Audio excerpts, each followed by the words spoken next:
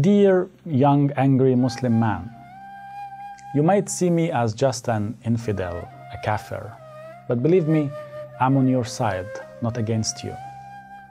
I have a message for you, a message I wished you would have got from the Grand Sheikh of Al-Azhar or the Imam of your mosque or your Muslim community leader in Europe. But since all of those don't care much about you, listen to this message from me. Listen with your heart and your mind. You might find some truth in it. Many young Muslims in Europe are exhausted and angry.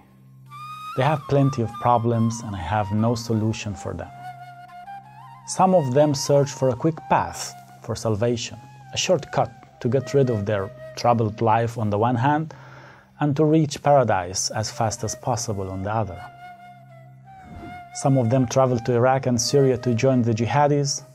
Some rent a van and plow into innocent pedestrians in European cities or stab them with knives. They believe this is the fastest road to salvation. They believe by doing so, they help Islam and Muslims. But in reality, they just destroy themselves and others and harm Muslims in Europe and in the Islamic world. In the latest weeks and months, many innocent civilians lost their lives in terror attacks in Europe. Right-wing extremists started a new campaign against all Muslims. But also normal Europeans ask themselves why innocent people and children had to die this way. Even peaceful Muslims are getting troubles now and ask themselves until when they have to defend themselves every time an angry Muslim kills innocent people.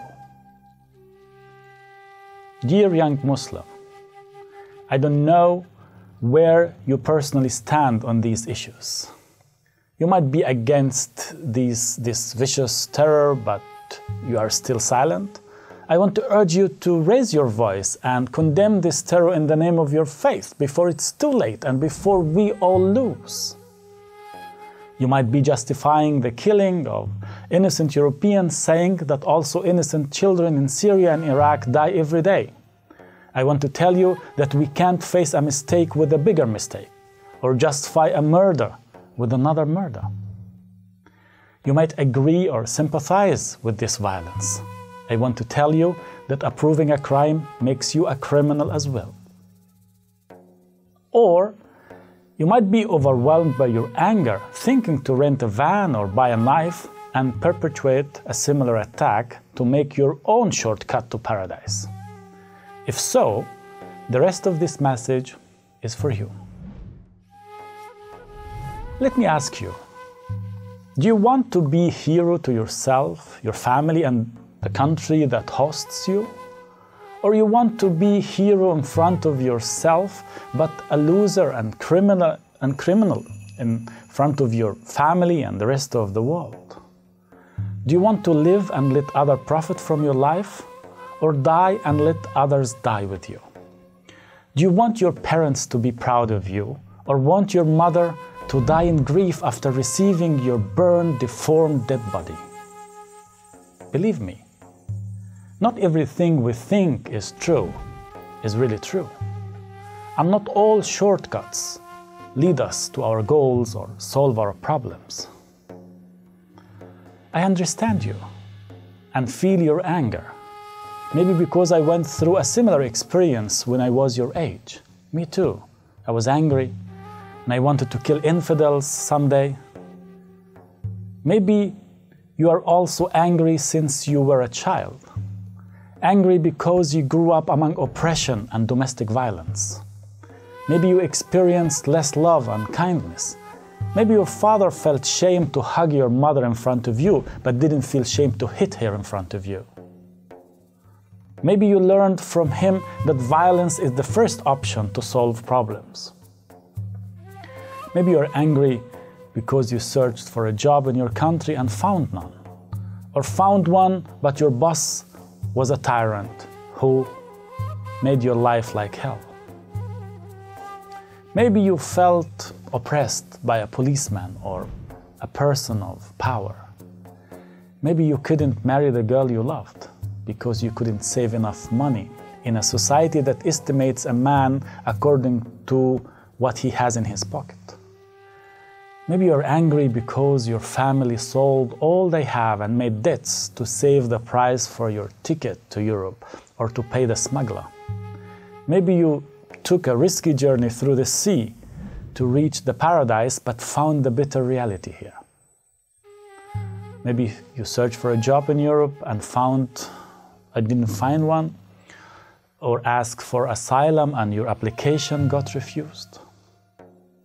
Everyone who leaves his country to live somewhere else faces tough problems. The change of food, temperature, customs, financial problems, family pressure, sexual deprivation, or feeling guilty for falling in sin by having sex without marriage, or facing refusal or racism. Yes, also Europeans have their mistakes, but we too are not angels and we are not better than them. Otherwise, we wouldn't have left our countries to live here. Even our politicians come here to receive treatment or spend their vacations. Even some of the imams who urged you to blow yourself or to join the jihadis come here for treatment, vacation, or shopping. They ask you to go to Syria or to blow yourself, but send their children to study in America and Europe. I want to tell you something. Anger is actually a healthy feeling. It means you don't ignore problems. Suppressing the anger or redirecting it into the wrong channel is the problem. That applies to all feelings, by the way. If you fill up a teapot with water and close all its holes and put it on fire, it's a question of time until it will burst. If you remove the cap, the water will evaporate drop by drop until the pot gets empty. The same thing happens with anger. If you suppress it, it will burst. It will burst out and it will hurt you and it will hurt others. If you remove the cap, if you look into the pot and see the real reasons for your anger, it will evaporate. If you don't, someone else will come and convince you that the reason of your anger is not all the problems we mentioned before, but the infidel West, the wars in Syria and Iraq and Afghanistan, or your Christian neighbor. He will not convince you to face your problems, but to escape from them. He doesn't want to help you solve your problems because he lives from your problems. He doesn't want you to live because your death adds more points to his CV as a jihad recruiter and more dollars to his bank account. Believe me, if you love someone, you won't tell him that death is the best option for him. You would rather usher him through life. Believe me, there is no single cause in this life that deserves that you die for it. But there are many things that are worth living. Isn't God the one who is supposed to have created you? How can He need your protection? Isn't He supposed to protect you? Don't you really believe that, or do you really believe that He had created human beings, then divided them in two parties and asked the first party to kill the second one? Do you really believe that He is waiting for you with 72 virgins to reward you for killing innocent people He created by Himself? Where is justice in all of that? Why are you a Muslim in the first place? Because you were born to a Muslim family. Why are you Moroccan, Tunisian, Pakistani, or Egyptian? Because your parents are Moroccans, Tunisians, Pakistani, or Egyptians. So a mere geographic and genetic coincidence granted you your religious and national identity. The same thing applies to non-Muslims who happen to be born in France, England, Germany, Sweden, or Finland. Why do you think that God loves you for something that you haven't chosen and hates them for something they haven't chosen either? Why do you think that a non-Muslim who spent his life studying and researching to invent penicillin or telephone or air condition would go to hell because he is non-Muslim, and you would go to paradise if you did nothing but hitting him by a car? Have you ever thought about it, that a person that you might kill with your angry car might be working at the same drug fabric that produces the medicine for rheuma or diabetes that your own mother is using? Could it be that some of them pay taxes that the government uses to finance your home and health insurance? Or even if you don't profit from them, they don't deserve to be killed by you just because they opened their borders and allowed you in. Before you plow yourself or plow your angry car into innocent people, ask yourself, who will profit from that? Imagine a young kid that you just killed his mother, catching your hand and asking you, why? What did my mother did to you? Why should I spend the rest of my life without a mother? Can you look into his eyes and say with a comfortable conscience, these are the teachings of my religion? Is it not sad that Muslims keep saying that Islam is the religion of peace and mercy, while other Muslims kill innocent people every day in the name of Islam? Is it not sad that the word Allahu Akbar that Muslims recite every day in their prayers became scary for everyone who hears it outside the mosque? Try to go to a wedding or a soccer game or a cafe and shout Allahu Akbar and see what will happen. People will run away like frightened rats. What and who brought us there? Are you proud of that? Because you're angry, you don't see all of this. You only see yourself. You only see the 72 virgins waiting for you in paradise. If violence really leads to paradise, why do you think that the imams that urge you to commit it don't go and blow themselves? Why do they send their kids to study in America and Europe, but send you to die in suicide attack? Why don't they build a hospital or school for you instead of sending you to a death missions?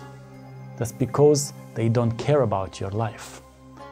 They receive millions of dollars from Saudi Arabia and Qatar to recruit you. These countries don't pay these millions to defend Islam, but to defend their own interests. It's about fights over oil fields and gas pipelines. You are just a matchstick in this whole story. They use you one single time and then throw you away. Do you see now that this bloodshed has nothing to do with heroism? There is nothing heroic at all in escaping from the problems of life, even if you insist to call this jihad. It's rather heroic to face your problems like a real man and overcome them. To leave good traces on this earth before you go, instead of leaving destruction and blood traces behind you. To lead your own way in life instead of imitating or following others blindly like a sheep. If you want to change the world, start by making up your own bed. Learn a profession or help the needy. Marry and have kids. Teach your kids to help and respect others regardless of their religion or race.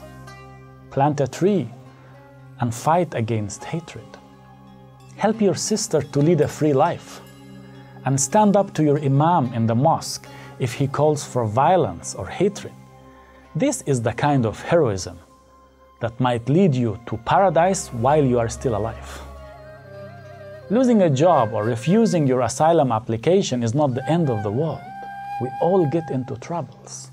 We all try again. We all don't give up. I used to wash cars in cold days in Germany when I was your age. I was angry and I wanted to kill others. But I got rid of my bad thoughts. I studied hard till I graduated. and I had a good job at the university.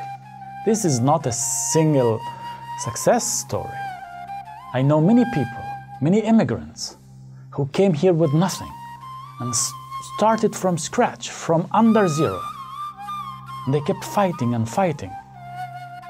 And finally they made it. Be sure that hatred can never bring peace to you. And if you don't find peace in this life, you won't find it in paradise. Plant love, and love will be your harvest. Search for goodness inside your heart. You will find goodness everywhere around you. Don't give up just because the road is too long. For love might be your companion along this road. This road itself could be beautiful. Love is the hope. Love is life. So, please calm down and drop this knife from your hand. Salam.